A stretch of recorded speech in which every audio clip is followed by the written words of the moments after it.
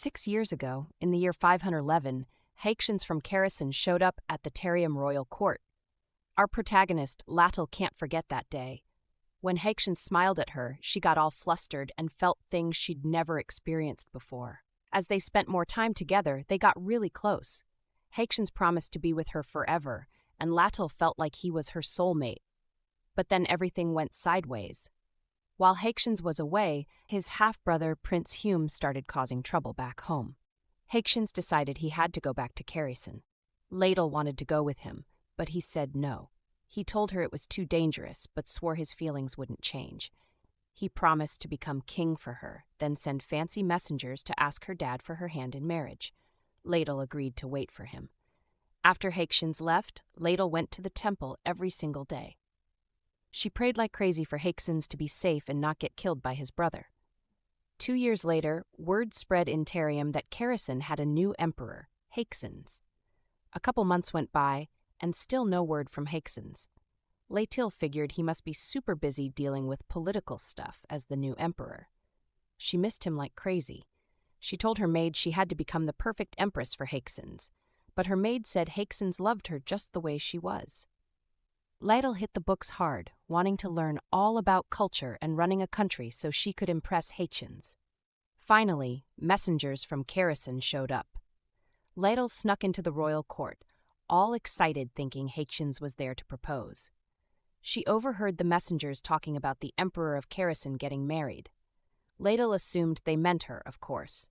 But when her dad asked who the bride was, they said it was Lady Aini, Duke Daga's daughter. Latil was completely blindsided. Let's flash back to a scene with Latil and Haitians in a field. Haitians gave Latil a ring made from a flower, which threw her for a loop. He said he made it himself, and she jokingly asked if his country didn't have stones. When he put the ring in her hand and called it pretty, she was taken aback. Then they both professed their love for each other. Now back to the present. Latil bolts to her room and breaks down crying, freaking out her maid. The maid tries to comfort her and figure out what's wrong. When Latil spills that Haitians is marrying someone else, the maid is floored. She insists Latil must have misheard, since everyone knows Haitians has been head over heels for her forever. But Latil's adamant. She even heard the bride's name, Lady Aini. Latil starts ranting about how love is pointless, calling Haitians all sorts of nasty names. She figures the whole country must know about this marriage if word reached Tarium, meaning it's already a done deal. She beats herself up for praying so hard for Haitians' victory, wishing she'd asked for his love instead. The maid freaks out when she spots Latil perched on the window ledge, begging her to come down. Latil dismisses the danger, still trash-talking Haitians. Suddenly, the maid remembers something. She checks that they're alone, then hands Latil an unmarked letter from one of the delegates. Latil's sure it's from Haitians, but hesitates to open it, worried it's a goodbye note. Finally, she reads it. The next morning at breakfast, Latil drops the bomb that she's heading to Kerasin. Her dad asks if she's going to see Haitians, saying he's a good guy but not someone she should be visiting anymore. He gets all emotional, telling her not to be sad, but also never to consider being Haitians' side piece. Latil assures him that's not her plan, but insists she has to go. Her dad calls her stubborn and lays down 2 conditions. She has to teach Haitians a lesson, and that's an order, and she has to go as part of the official congratulatory delegation. With those terms set, Latil sets off for Kerasin. The Kerasin welcoming committee is thrown for a loop when Latil shows up with the other delegates. She casually drops that she and Haitians go way back, figuring he'd be stoked to see her. The rep's over-the-top excitement about the princess being there rubs Latil the wrong way, and her red-headed buddy gives her a yikes look. As they head to Haitians' place, Latil's mind wanders. She always dreamed of coming to Kerasin, but not like this, helping plan the wedding for the guy she's head over heels for. Haitians tries to go in for a big bear hug when Latil walks in, saying he's missed her like crazy. She shoves him off and lays down the law. He's got 5 minutes to explain why he dragged her here. Every time he tries to get a word in, she cuts him off, the clock ticking down as she shoots daggers at him. Finally, Haitians grabs her hand and spills his guts. Turns out, Hume's crew was way tougher than they thought. Duke Daga, the dad of his bride-to-be, was Hume's ride or die. To get Daga on his side, Haekshins had to promise to make his daughter Aini the empress. Haekshins tries to apologize, but Latil stomps on his foot and tells him to save it. She turns her back on him, saying she doesn't blame him. Everyone's out for themselves, right? But she's still pissed he didn't tell her himself after the dust settled. Haekshins quickly jumps in, saying he didn't call her here to say goodbye. When she asks if it was to apologize, he drops the L-bomb out of nowhere, catching her totally off guard. He begs her to hang on for 5 years until he can take down the Duke and wipe out what's left of Hume's gang. Latil loses it, reminding him he'll have to take a side chick by law and asking if he wants her to go through this whole mess again in 5 years.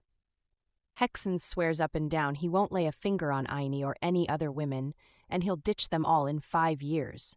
Latil admits she's still crazy about him, but says after 5 years he'll be someone else's man through and through. She walks away as he calls after her, thinking to herself that if Haekshins wants to break it off with Aini, he needs to do it now, before they tie the knot. That night in her room, the redhead checks in on Latil. When she says she's not doing great, he offers to grab her a maid. He comes back saying Lady Aini's at the door, wanting to chat with Latil, and asks what the game plan is. Latil tells him to let her in, knowing she can't dodge her as the official rep.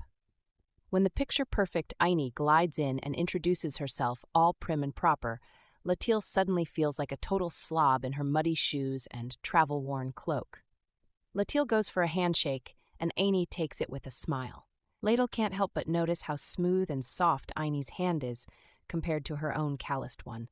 She wonders if Haekshins is kidding himself, thinking he won't fall for Aini after 5 years.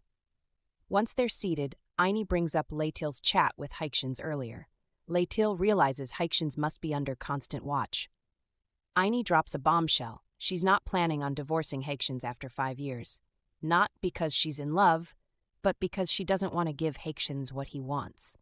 She overheard their conversation, and it stung. Latil feels bad for Aini, imagining how much that must have hurt. Aini admits her pride was wounded at first, and she thought about dumping Haekshins, but she decided that wouldn't hurt him enough. Latil tries to apologize, but Aini waves it off, saying it's all on Haekshins. As she's leaving, Aini sweetly mentions she brought some wine, figuring Latil might need it. Later, Latil's in the garden, sipping the wine and wondering if all guys are dogs. She thinks there are plenty of fish in the sea, and she just needs a hot guy to help her forget Haekshins. She spots a handsome dude staring at her and wonders if she's dreaming. She reaches out to him, and then everything goes black. The next morning, Latil wakes up confused, realizing she's crashed out in the garden next to some random guy. As he mumbles in his sleep, she panics, trying to piece together what happened. She sniffs him, catching a whiff of alcohol, and wonders if they were drinking together. When he stirs, she bolts back to her room. She's freaking out, wondering who he is and if he knows she's a princess. She tries to remember what he was wearing, worried she might run into him at Haekshins' wedding. She decides to pretend it never happened, figuring if he has any shame, he'll do the same. At the banquet later, Latil spots him again. He's eyeing her, and she wonders if he's part of the Kerrison royal family. Her red-headed buddy notices the white-haired guy staring and asks if Latil knows him. She sneaks a peek, only to catch him smirking right back at her. So, here's what went down the night before. Klein stumbled into the garden and found Latil boozing it up and bawling her eyes out. He tried to get her attention, but she was in her own world. When he asked if someone broke her heart, she turned to him and said it was him, leaving Klein totally confused. Now, Klein was no stranger to female attention. He may not be the Empress Dowager's kid, but he was still a prince with looks to die for. Thing is, he hadn't been with a girl since he was 15 because of his less-than-charming personality. So when Latil grabbed him, begging him not to go, it was a whole new experience for him. He was thinking, wow, there's actually a girl out there who likes me enough to be this upset. But he was also aware that as a prince, he couldn't just hook up with anyone. So he tried to push her away, but when she asked if he was going to leave her too, he took one look at her sad face and decided to stick around. He poured himself a drink, and she hugged him, jokingly threatening to lock him up so he wouldn't leave. Back in the present, Klein's annoyed that not only did she ditch him in the garden, but now she can't even look him in the eye. He slams his hand on Latil's table, demanding they stop playing games and introduce themselves properly. The red-haired guy, who turns out to be the head knight from Tarium, steps in to protect Latil and asks who Klein thinks he is. Klein introduces himself as Prince Klein Abyssiner of Kerosene. Latil follows suit, introducing herself as Princess Latricil Valertane of Tarium, here to congratulate the happy couple. Latil's trying to keep her cool, telling herself to play dumb for now. She figures since she can't remember anything, she technically doesn't know anything. She tries to make small talk, commenting on how beautiful Kerosene is. Klein agrees, adding that it's usually so warm you can sleep outside without freezing to death, a not-so-subtle reference to their night together. Latil laughs nervously, pointing out you could still catch a cold. Klein keeps pushing, saying she looked fine. Latil changes the subject, asking about popular local dishes. When Klein says alcohol, Latil realizes he definitely remembers everything. The red-haired knight tries to step in, but Latil pinches him to shut him up. She tells Klein she'd love to try the local alcohol sometime, then quickly adds that Hykesons will probably be arriving soon, so they should sit and wait. As Klein heads back to his seat, he promises they'll pick up where they left off later. After Klein takes off, the red-haired knight, Semet, teases Latil about Klein being her type. She tells him to zip it, and he says there's the fiery princess he knows. He suggests she shouldn't tone down her personality for a guy like Klein, saying she's most attractive when she's feisty. Latil shoots him a death glare, pointing out he seems to enjoy riling her up the most. Turns out, before Semet became head knight, he was buddies with Latil's older brother, Lean. As a young knight, Semet was a total ace with his sword skills and leadership. But Latil just sees him as her brother's troublemaker friend, and she can't figure out why all the noble girls are so into him. Semet asks if she's really into Prince Klein. When she says no, he tells her Klein's not her type anyway. She asks why, mentioning Klein's good looks. As trumpets blare to announce Hykesons' arrival, Semet says he can tell right off the bat that Klein's got a nasty personality that wouldn't mesh well with hers. She asks what kind of personality would suit her, wondering if he means someone like Hykesons.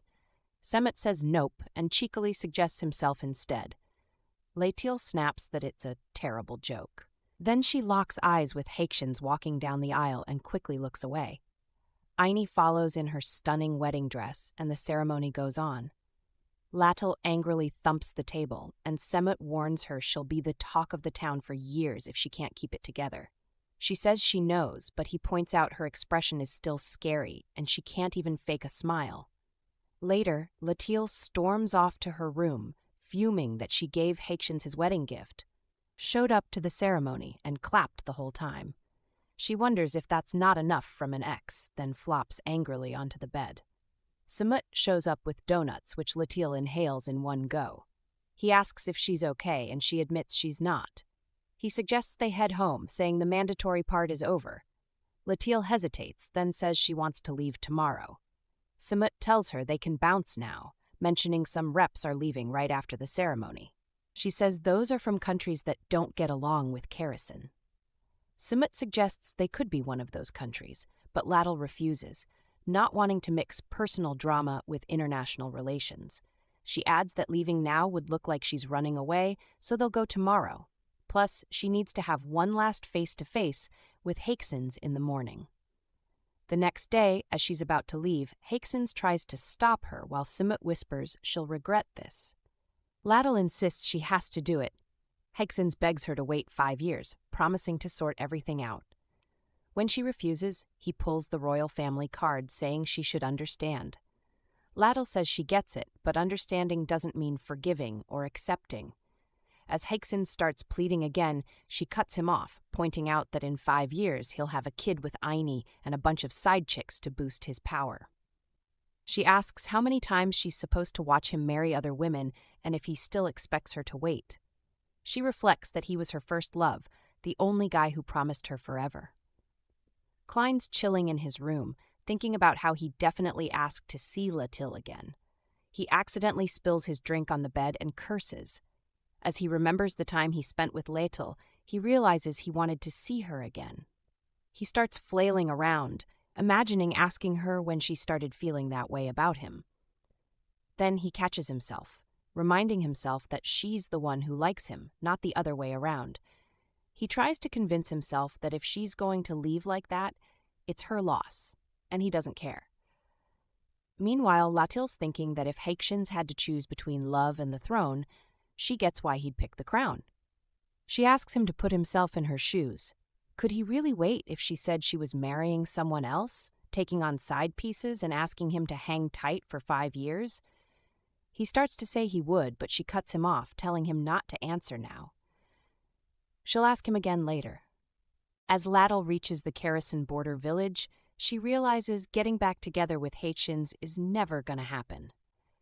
She admits Lady Annie is pretty great, known for her personality and smarts, steering clear of scandals unlike other noble girls her age who are always in the news.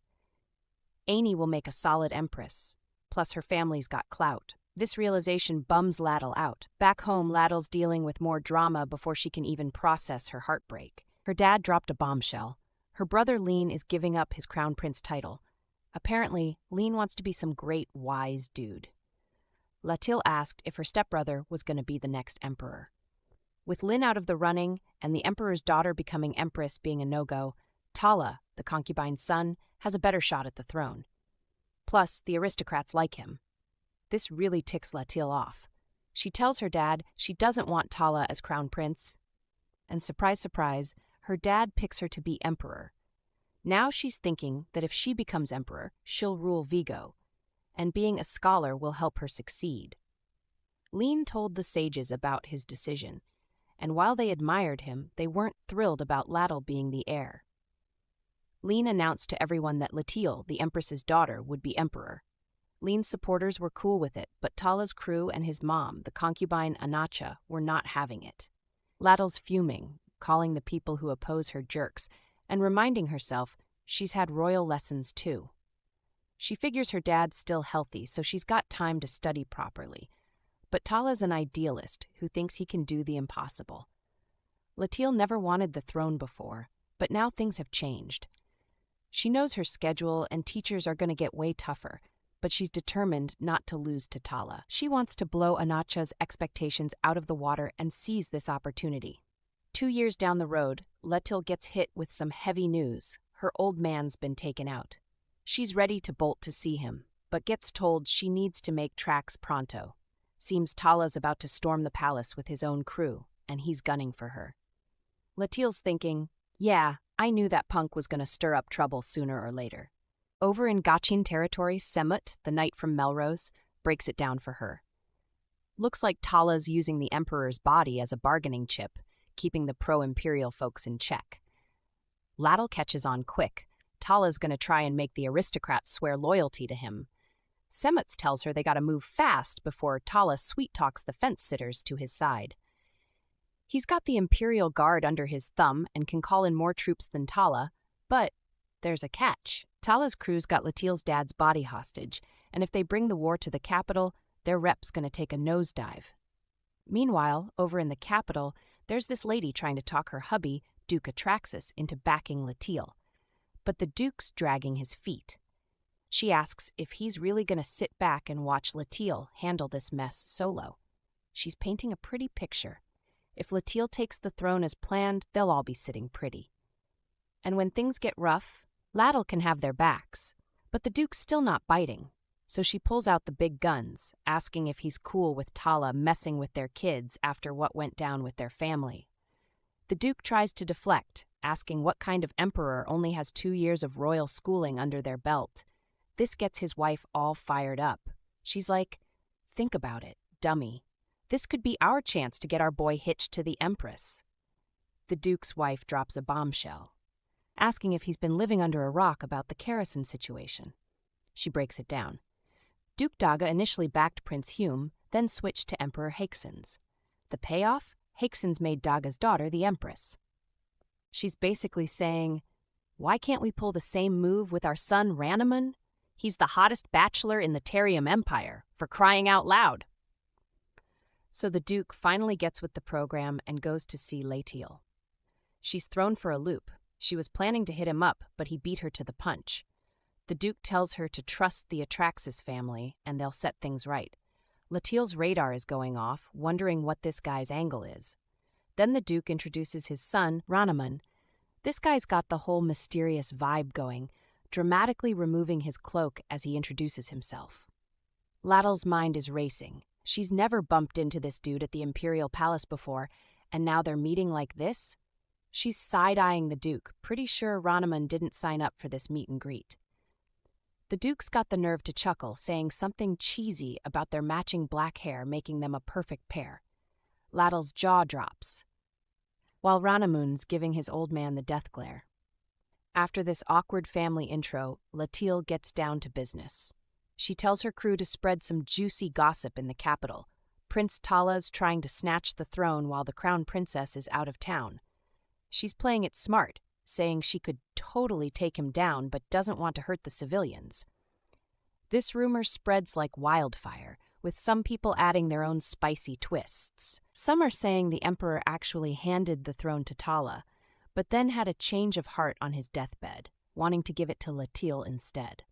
Fast forward 6 months and the people are still divided on who should be running the show. Latil and Tala have been duking it out in 3 major battles. Latil's thinking big picture now, telling her crew they need to team up with another country. When someone points out the risks, she tells him to chill, stating that they're just getting a signature of support, not inviting them to move in. She's playing 4D chess, planning to use other countries' fear of a strong neighbor to her advantage. And wouldn't you know it, her strategy of playing the weak monarch card works like a charm. Finally, Latil storms the Imperial Palace and nabs Prince Tala.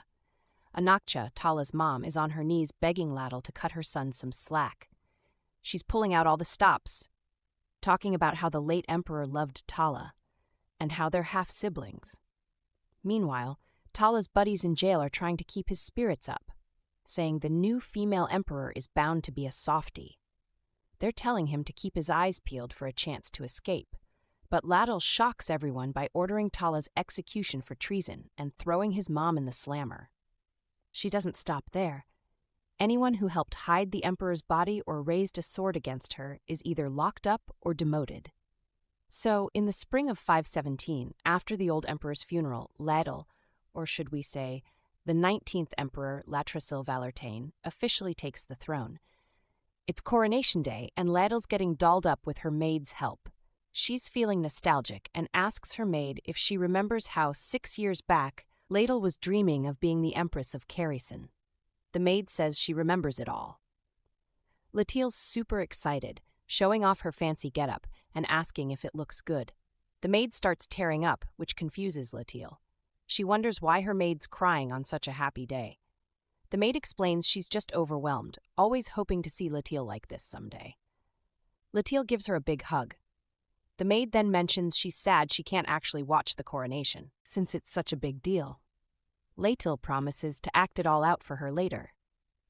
The maid gets a bit serious, warning Latil that being an emperor means she'll have all sorts of rules to follow. She even wonders if Latil will be able to visit the temple anymore since it's so far away. Latil insists she'll still go, and the maid thinks it'd be great if Latil could come back and read her mom's letters herself. Latil grabs the maid's hand, thanking her for always being there. Their moment gets cut short when Semut barges in, saying Latil's brother, Lean, is here to see her. Latil's thrilled, but when Lean walks in, he's looking pretty glum. She asks if he's changed his mind about coming to the coronation, saying he should come see how awesome his little sister's going to look. When she notices his sad face, she asks what's wrong. Lean admits he only came because he didn't want to upset her by not visiting, and he's got something to talk about. Latil asks if he's really not coming to the coronation, and he says he thinks it's better if he doesn't. Then he asks if she really has to execute Tala. He acknowledges their relationship with Tala wasn't great, especially after they got kicked out of the palace, but he reminds her that Tala's still their older brother and they share blood. Latil says she knows, but Lean pushes further, questioning if they really need to spill family blood. He suggests that showing mercy at the start of her reign might be a good move. Latil explains that while no one really opposed Lean, it's different for her. She's been compared to him, Tala, and the other princes her whole life as a princess. She adds that quite a few nobles have been talking about finding someone better than her to rule. So now she feels it's time to show her tough side, not her merciful one. She'd rather see hundreds of her enemies bleed than hundreds of her own people. She touches Lean's shoulder and smiles. Lean thinks to himself that he can't agree with what Latil's doing, but she's the one going through this, not him. So he hugs her to show his support. Later in the grand banquet hall, Latil makes her entrance. Maids are carrying a heavy case behind her. She's crowned emperor, and once the crown's on her head, everyone in the room bows down. They start chanting, "Long live Emperor Latil," over and over. So it's coronation night, and Tarium's emperors always have their first big meeting then. It's not about nitty-gritty stuff, but more like setting the tone for how things are going to run and maybe shaking up who's in charge. Latil's playing it cool, though. She's only kicking out the rebel folks and keeping everyone else around. She figures the loyal ones who stuck by her dad and helped her out are still good to go, plus she's got time to buddy up with them later. Then, in the middle of this meeting, the Duke pipes up asking when Latil's gonna pick a husband. Someone tries to chill him out, saying there's no rush, but the Duke's all about setting the groundwork early. He goes on about how, unlike the old emperors who had a whole harem situation, Latil's supposed to stick with just one guy. He's pushing hard for her to find a man and pop out an heir ASAP, all for the sake of keeping things stable. Latil's sitting there thinking, do these guys seriously think I'm not going to have any side pieces? She notices how they're fixating on her having just one man when the old emperors had way more drama with all their wives and concubines. She agrees about needing a strong heir and all that jazz. The Duke's feeling pretty smug at this point, but then Latil says they should start picking out concubines. The whole room goes into shock mode. They can't believe she's for real. Latil's like, let's start with 5, and the Duke loses it, saying it's impossible. He starts going on about how the few female emperors before her only had husbands. But Latil's not having it. She argues that sticking to one guy would make them look weak to other countries. She throws the Duke's words back at him. Wasn't he the one going on about stability? The Duke tries to backpedal, saying sure, there were rumors about male concubines, but it was never out in the open. Latil starts dropping historical facts about female emperors and their boy toys, wondering why she can't do the same. She's like, I'm only asking for 5, chill out. The nobles start whispering amongst themselves, and Latil sees her chance. She points out that with multiple concubines, more of the lords could potentially become in-laws with the emperor. Suddenly, the nobles are seeing dollar signs. They start turning on the Duke, figuring he's only against it because his son was in the running to be Latil's one and only. Now they're all thinking they might have a shot too. The day after the big meeting, Latil's stuck in another long, boring one about taxes in the capital. She's thinking about cutting them, but this guy's telling her it's a bad move. His logic?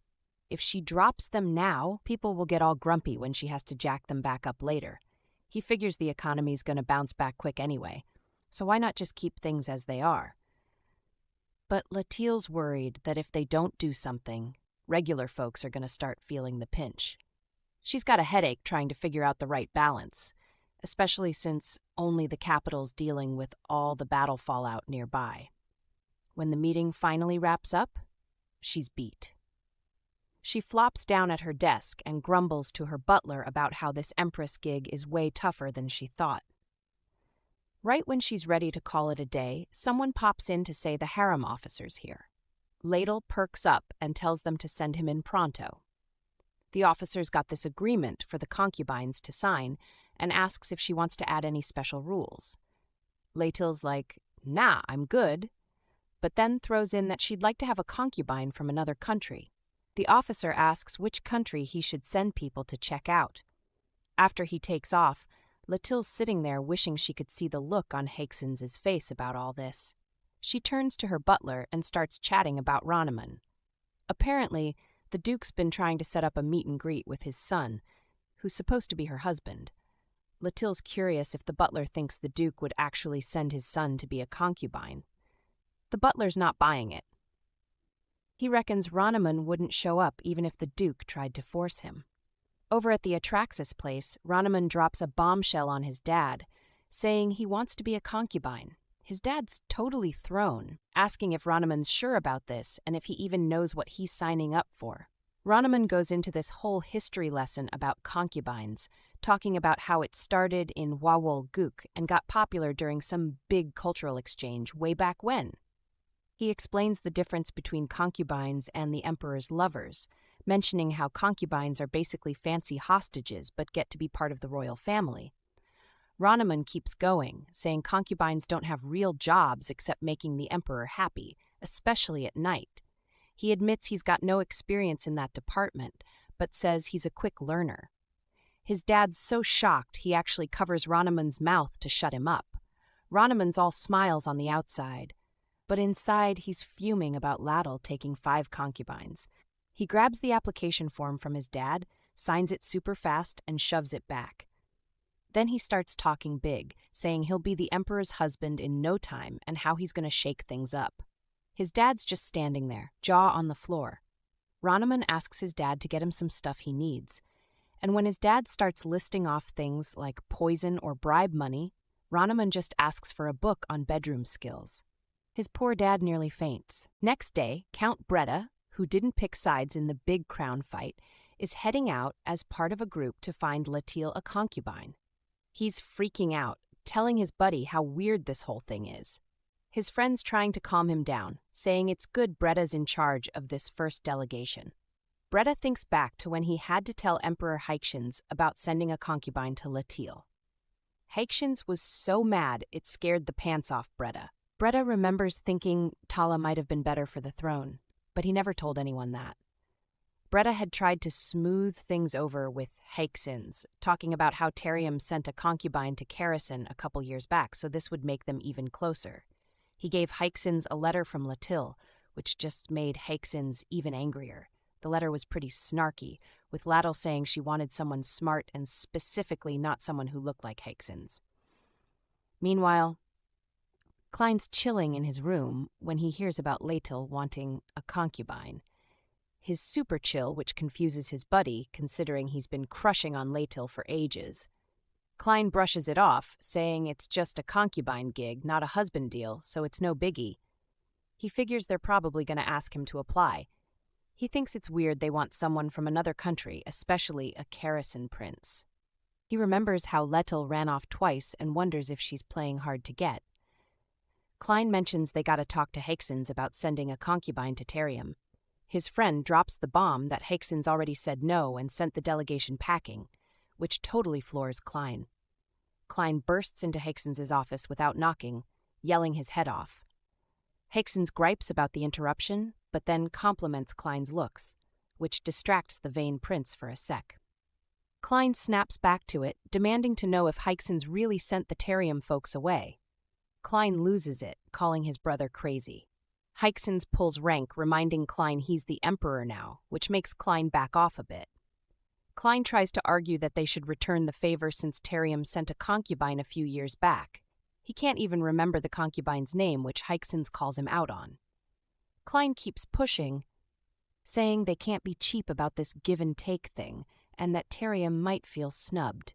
Haixins shuts him down, saying there's no one to send. All the eligible noble guys are either married, can't leave, or there's only women available. Klein's all puffed up, offering to go himself. Haixins flat out refuses, which really ticks Klein off. He starts bragging that Latil must have had him in mind when she asked for a concubine. When Haixins questions this logic, Klein replies that he's the only option, and Latil is already totally into him. He goes on about how valuable the Kerrison name is, and how they'll make him her husband eventually. Haixins has had enough and kicks Klein out. After Klein leaves, Haixins loses it, slamming his hand on the table and cursing Latil's name. He's wondering if this is her way of getting back at him. In Tarium, Latil shows Semut the documents of the candidates for her concubine. Marquis Saville notes that while he anticipated many applicants, the number exceeds his expectations. He stresses the need to sort through them immediately, Latil agrees, revealing that she initially planned to select only 5 people, but the overwhelming response has made her reconsider. When Savile inquires about her meaning, Latil explains that while she's currently acting as a chaste emperor, her future behavior is uncertain. This comment nearly causes the elderly Marquis to lose his composure. Latil picks up Ronamun's application form, expressing surprise at his candidacy and wondering if the Duke pressured him to apply. She passes the form to Savile, insisting that Ronamun must be selected due to his potential as a valuable ally. When Savile asks about other selection criteria, Latil whispers that the candidates should be handsome, prompting both to giggle. After Savile's departure, Latil reflects on the 15 days since her ascension to the throne. The first week was incredibly busy, leaving her exhausted and distracted, but she now feels more accustomed to her role. Her thoughts are interrupted by an announcement that Count Breda has returned from his mission. Latil orders him to be brought in immediately. Upon entering, Breda reports that the Emperor of Kherson sent the delegation back without allowing them to stay even for a day. Latil becomes angry upon learning they didn't send a concubine. Breda presents her with a letter from the Kherson Emperor, which she snatches from his hand.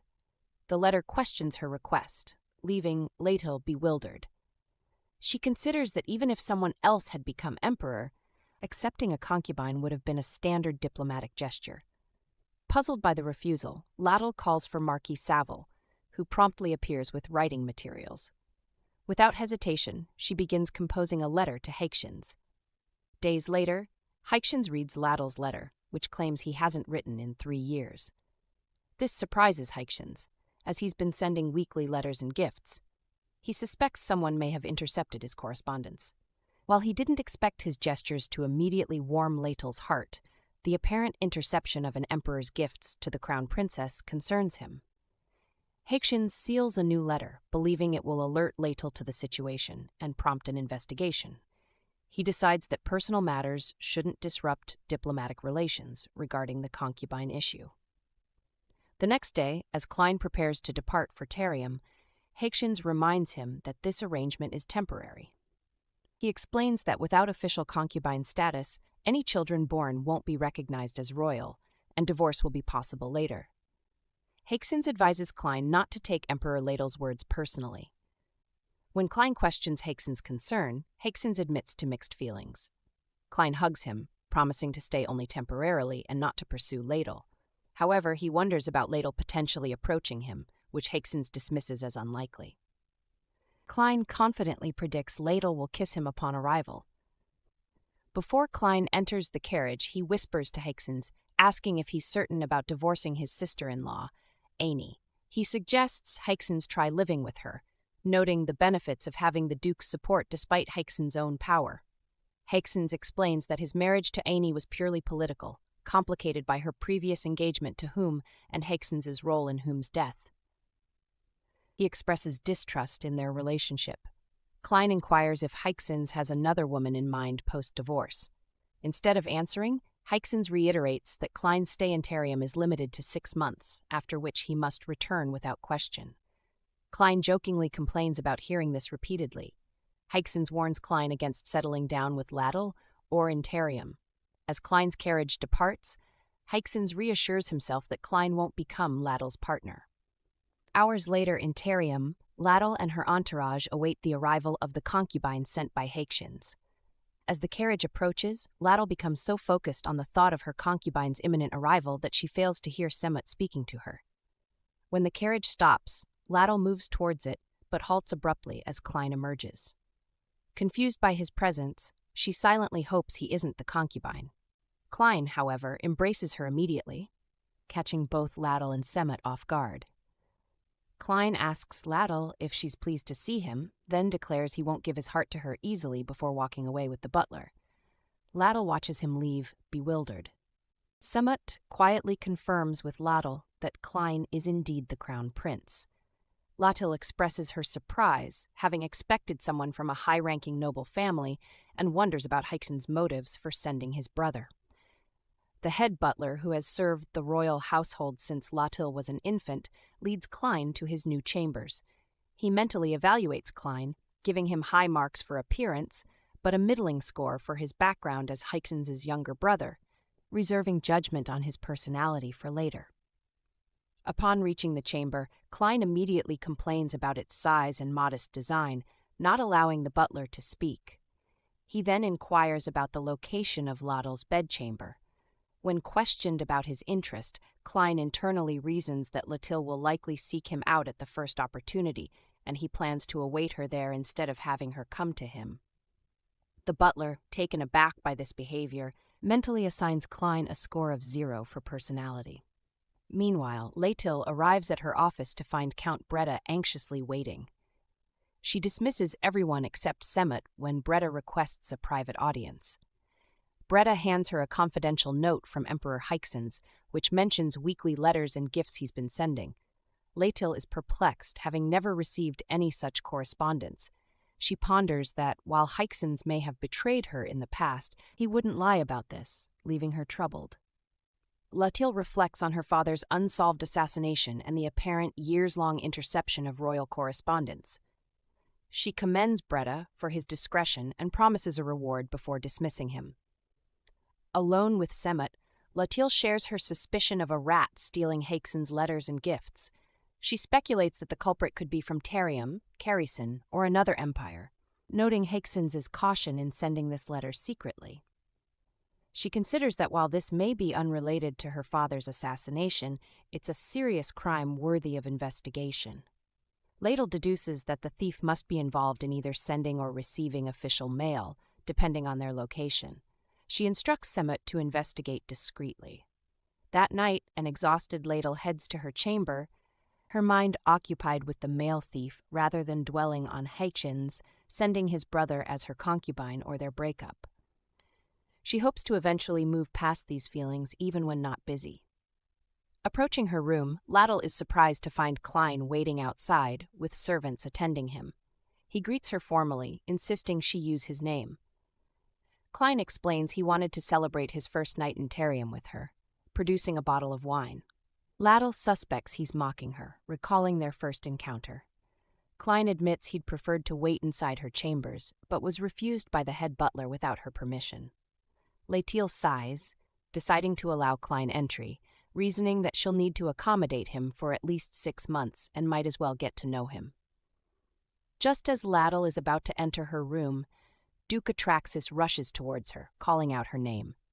Surprised, she inquires about his presence. The Duke pushes Klein aside, insisting he has urgent news for Latil. Klein perceives this as a deliberate interruption. Latil takes the Duke back to her office, where he reveals they've discovered evidence of Prince Tala collaborating with another empire in his bid for the throne. Latil reacts with shock, demanding to know which empire is involved. The Duke explains they're still investigating, but believes it's unlikely to be a neighboring empire or Kerison, given their recent support and gestures of friendship. Latil notes that Tala was busy during his brief control of the palace, and asks if he used the imperial seal. The Duke confirms their suspicions, explaining how easily Tala could have accessed the seal within the palace. He emphasizes the seal's power, equivalent to an emperor's signature. Latil realizes that any deal Tala made using the imperial seal would remain binding, even after his removal. The concerning issue is their lack of knowledge about what Tala promised.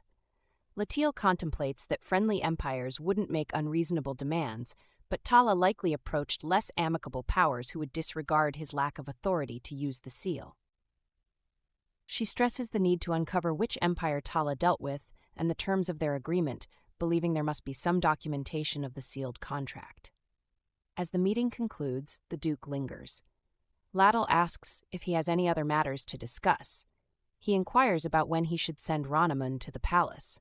Once the remaining 3 concubines are chosen, all 5 will enter the harem together. Latil has allowed Klein to stay in the palace as a guest from Kerison until the union ceremony, meaning he's not yet an official concubine. At home, the Duke finds Ronamun reading in his office. He muses that while he once thought his son's beauty unmatched, Prince Klein is equally stunning. Ronamun inquires about the palace visit, and the Duke informs him of Klein's arrival.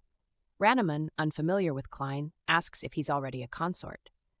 The Duke explains Klein's guest status until the official ceremony, adding that Klein seems politically uninfluential in Kherson. Rannemann dismisses Klein as a diplomatic placement, deeming him unintelligent and no match for himself. However, the Duke warns that Klein's exceptional handsomeness rivals Rannemann's, and he appears clever. He reveals that Klein waited for the Emperor outside her chambers, shocking Rannemann. The Duke advises caution, and Rannemann decides to visit the palace the next day to see Klein himself. The following day, Latil reviews the 3 remaining concubine candidates selected by Marquis Saville. First is Gwesta Rhodes, the Chancellor's second son, whose family lost political influence due to neutrality during the Throne War. Second is Tasir Anges, heir to a trading company likely seeking royal connections. Last is Carline, the unexpected leader of a mercenary company known as the King of Mercenaries. Saville offers to replace Carline with a handsome young magician, but Latil hesitates. She reflects on the candidates. Rannemann and Klein possess rare beauty, Gwesta has a gentle allure, and Tasir is likely intelligent. Latil considers that having a wild, beastly consort like Carl might add an interesting dynamic to the group. In the Atraxis household, the Duke anxiously paces at the entrance, awaiting Rannemann's return. His wife attempts to calm him, suggesting Rannemann will likely just introduce himself and come back. When Rannemann arrives, the Duke eagerly inquires about his meeting with Klein, whom he refers to as the Sly Fox. Rannemann, ascending the stairs, casually mentions that Klein claimed Latil has been infatuated with him for years. The Duke, perplexed, wonders when Latil could have met Klein. Rannemann adds that Klein suggested he would be merely a background flower if he became a concubine, shocking his father. The Duke, dismayed, asks if Rannemann retaliated verbally. Upon reaching his room, Rannemann acknowledges his father's assessment of Klein's cunning nature and assures him he'll have Klein removed from the palace once he becomes a royal concubine. Meanwhile, in the palace, Klein vehemently expresses his frustration about Rannemann, calling him a fox without manners. He dramatically bemoans having to live under the same roof as Rannemann. His companion, observing Klein's intense reaction to a brief encounter, wonders about future interactions. The companion attempts to pacify Klein, noting his improved patience compared to a month ago. Klein, refusing to be placated, insists on having his room far from Rannemann's. As his companion leaves to inform the Grand Chamberlain about the incident, Klein vows to watch Rannemann closely, referring to him as a weasel. He declares his intention to strip Rannemann of his title and expel him from the country once he becomes Latil's husband. At Lord Melrose's underground mail management office, Semet investigates the mail theft. Lord Melrose reports 321 letters delivered to Latil and 125 censored. The censored letters lack official foreign imperial family authorship or national seals. Melrose explains he censored insulting letters from Prince Tala's supporters, some anonymous and some signed. He shows Semet a book listing senders for investigation. Semet requests all 446 letters, the sender list, investigation logs, and related notes be sent to his room. Later, Semet finds his father, Lord Melosh, waiting at home. Melosh expresses concern about Semet's feelings for Emperor Latil, noting that as concubines are chosen, Semet's position as a favorite subject may change. As Knight Commander, Melosh will need to watch over Latil from afar. Semet reflects that his love manifests in providing stability and protection, which he finds sufficient. Melosh offers support without interference, hoping Semet avoids getting hurt. When Semet arrives at Latil's office, she eagerly inquires about his investigation. He mentions some difficulties but expresses his desire to see her. Latil shares the prospective royal concubine documents, excluding Prince Klein, who arrived unsupported. She shows Rannemann's, Gesta's, Tasir's, and Carline's documents, asking Semet's opinion on Carline, the mercenary king. Semet acknowledges the diversity of her choices.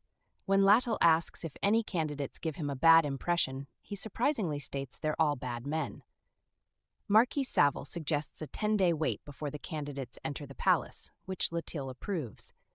After the Marquis departs, Latil wonders aloud about Hakshin's feelings, concluding that sending his brother indicates he's fine.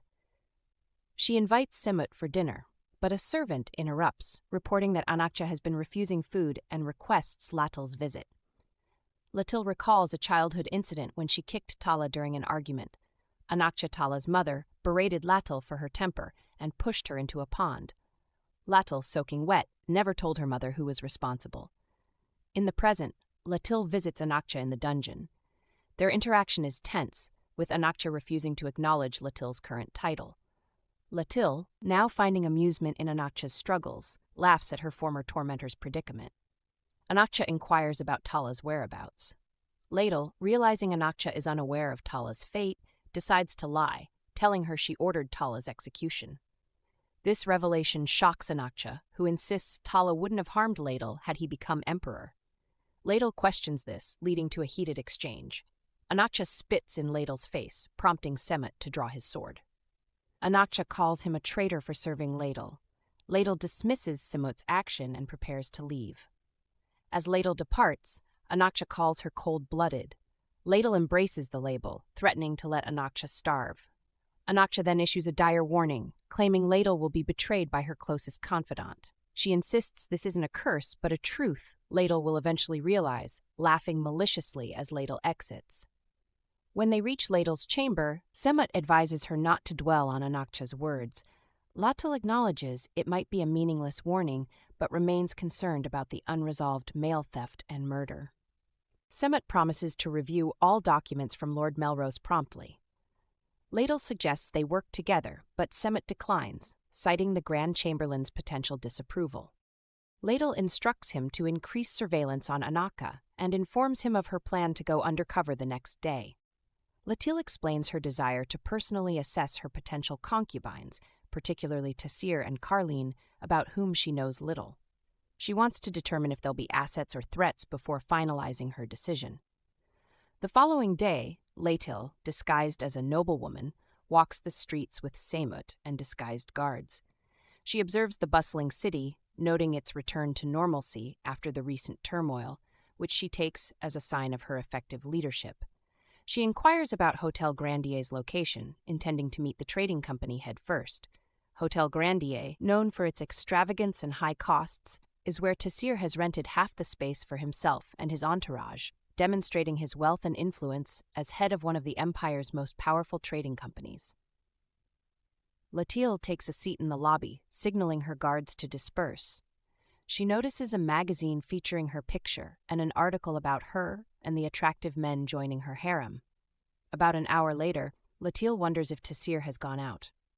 Semut suggests it's likely, given the time of day. As Latil considers waiting longer, she notices one of her guards pretending to be drunk. Suddenly, Tasir descends the stairs, holding a newspaper. Latil observes that he has an intimidating appearance, reminiscent of someone involved in shady dealings. The disguised guard intentionally bumps into Tasir, creating a scene. Tasir initially ignores the provocation, but when physically grabbed, he responds with a torrent of curses, surprising Latil. The confrontation escalates, with the guard grabbing Tasir's shirt and Tasir throwing him to the floor. Hotel security intervenes as the guard begins to retreat. Tasir, however, quickly deduces the ruse. He points out inconsistencies in the guard's behavior, noting the lack of alcohol smell and the sudden onset of drunken behavior. He questions the guard's motives and who might be behind this setup. The guard nervously denies any orchestration. Tasir, demonstrating keen observation skills, notes the guard's physical signs of deception, dilated pupils and twitching lips. He scans the area for the mastermind behind this scheme. Latil, feeling nervous, pretends to be engrossed in her magazine. Approaching Latil, Tasir stops directly in front of her, causing her to wince. With a grin, he decides to halt his investigation, acknowledging the potential consequences of pursuing it further. When Latil peeks over her magazine, Tasir comments on the ineffectiveness of her disguise, suggesting she should have hired professional actors or a genuine drunk. He notes that her knights and guards are easily recognizable despite their attempts to blend in, then walks away. Latil remarks to Semut that perhaps Tasir would have been better suited as an advisor than a concubine, acknowledging his cleverness despite not matching her initial expectations. Hours later, at the tavern where mercenary King Carlin is staying, Latil's inquiry about him causes a hush to fall over the patrons. The waiter informs her that while Carlin is lodging there, no one has seen him since his arrival. He explains that Carlin never leaves his room, doesn't use the washroom, and doesn't come down for meals. The waiter whispers that his boss even wondered if Carlin had died in his room. Latil, skeptical, suggests Carlin must be sneaking out or surviving on jerky, but the waiter insists Carlin has never left his room, adding that it would be unusual for someone to stay in a tavern yet subsist on jerky. That night, as Latil bathes, her maid inquires about her meetings with the potential concubines, asking if they met her expectations or if their portraits were embellished. Latil responds that one turned out to be a complete fraud, while she never saw the other. She elaborates that Tasir's appearance wasn't misrepresented, but his in-person energy was entirely different from what she anticipated. Latil expresses concern for Gwesta, describing him as sweet and extremely shy, and wonders how he'll fare among the other 4 concubines. A few days later, on the induction day, Latil observes the crowded palace gates through a spyglass. She remarks to Semet about the difficulty the concubines might face entering, but expresses relief at limiting attendees to family members. Semet notes that guests might struggle to leave as well, his tone suggesting he might relish their discomfort. The arrival of Tasir Anges is announced, surprising Latil. As Tasir's carriage approaches, people attempt to climb onto it. Latil considers sending more guards, but Semet deems it unnecessary. The mercenary king and his company arrive on horseback in impressive formation, followed closely by Ranaman and Gwesta. The palace gates then close. In the great hall, the 5 concubines stand as Latil is announced. She notices they've seemingly grouped themselves by status: nobles, Ranaman, Klein, Gwesta, and commoners, Carlin, Tasir. She worries about potential conflicts but decides to observe for now. Latil ponders Carlin's frail appearance, questioning his reputation as the mercenary king. The Grand Chamberlain signals Latil and presents the contract for signing. Each concubine, starting with Prince Klein, reads and signs. Latil then places a ring on each of their fingers as they pledge love and loyalty. Latil internally acknowledges that these men don't truly love her, nor does she love them. She views this arrangement as a strategic move. They'll compete, distract the public, and help secure her throne in exchange for wealth, fame, or other desires. She reflects on how even genuine love can be sacrificed for political gain, reassuring herself that as long as she holds power, they won't betray her. As Latil takes her seat, the Grand Chamberlain announces the start of the feast. As the banquet progresses, Latil observes the varying behaviors of the concubines' families. Duke Atraxis's family maintains proper etiquette. The Angus family attempts business deals, the Black Reapers remain silent, and the Karasin nobles keep to themselves. Among the concubines, Tasir converses with the quiet Carlin, Gesta remains solitary, while Ranaman and Klein exchange hostile glares. Post-banquet, during Latil's bath, her maid inquires about her impressions of the concubines. Latil expresses concern for Gesta's well-being, planning to check on him frequently to prevent him from being overwhelmed by the others. The Grand Chamberlain interrupts, informing Latil that she must choose a concubine for the first night. Latil considers her options: Gesta for his timidity, Carlin out of curiosity, or Ranaman to appease Duke Atraxis. She ultimately selects Ranaman. At the Harem, the Grand Chamberlain explains the chamber layout, with Ranaman and Klein placed furthest apart. Latil enters Ranaman's chamber, feeling awkward and unsure about making the first move. Ranaman approaches, asking if she's nervous. Latil admits to slight nervousness, and he confesses to feeling the same, kissing her forehead. When Latil doubts his nervousness, Ranaman unexpectedly opens his shirt, inviting her to listen to his racing heart. Latil, surprised, places her head against his bare chest. The drama is just getting started. Want us to continue? Comment Latil below. Also, please don't forget to like, share, and subscribe. Until next time, ciao!